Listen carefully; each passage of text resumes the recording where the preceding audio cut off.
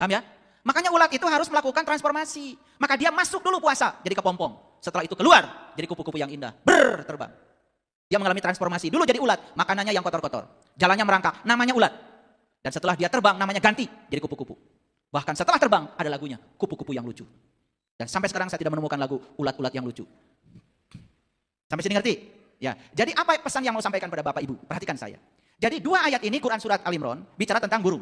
Quran Surat Al-Maidah, bicara tentang burung. Jadi kalau kita ingin menyembuhkan 3 penyakit, buta, mata kolbu, penyakit kulit, dan kematian kesadaran, dua ayat ini menyarankan kepada kita, cobalah kamu mencoba jalan lain, yaitu jalan mendaki. Tetapi untuk mendaki, harus pakai sayap, harus terbang. Disitulah Bapak Ibu perlu bimbingan seseorang yang bisa menerbangkan kita. Paham sampai sini? Ada nggak ayat Quran yang sia-sia? Nggak ada. Quran itu keren Bapak Ibu. Nah ini kita udah nyentuh bagian dalam nih sedikit ya. Ini keperawanannya sedang kita sentuh ini. Oke. Ini gambar apa Bapak Ibu? Jadi kalau Nabi Muhammad bicara buruk dalam tradisi Arab, ternyata leluhur kita di Nusantara sudah bicara lebih awal sebelum Nabi Muhammad. Mereka sudah bicara tentang burung. Makanya di Quran ada burung hudhud. Betul nggak? Itu. Tapi kita nggak paham selama ini. Pergi ke Candi Borobudur, ada relief. Ada orang yang minta-minta nggak ngerti. Siapa orang ini? Itu Bani Israel. Dia sedang minta-minta. Makanya orang yang mencari ilmu, jika perlu kamu harus mengemis pada seorang guru. Itu permulaan relief Candi Borobudur itu minta-minta. Dan itu adalah para pencari. Jika perlu, kalau kita bertemu dengan seorang guru yang bisa menyembuhkan dari 3 penyakit itu, kamu harus minta-minta, mengemis. Makanya di perjalanan relief Borobudur itu ada jadi burungnya, ada jari ini, jari itu. Kalau saya cerita itu banyak. Dan Bapak Ibu harus pergi ke sana didampingi saya.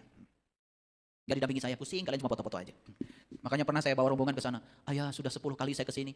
Baru ngerti cerita relief Borobudur, luar biasa. Sampai pada nangis. Mau diantar saya ke sana?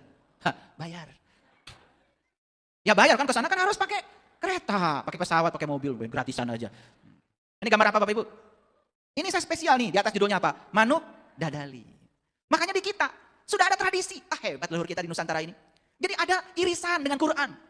Makanya saya kagum ya kalau membaca budaya. Keluhuran, peradaban yang dicapai oleh leluhur kita itu luar biasa. Cuman sayang sekali, semua simbol-simbol kuno, simbol-simbol purba yang ditinggalkan leluhur kita tidak bisa membacanya. Ada Gunung Padang di Cianjur.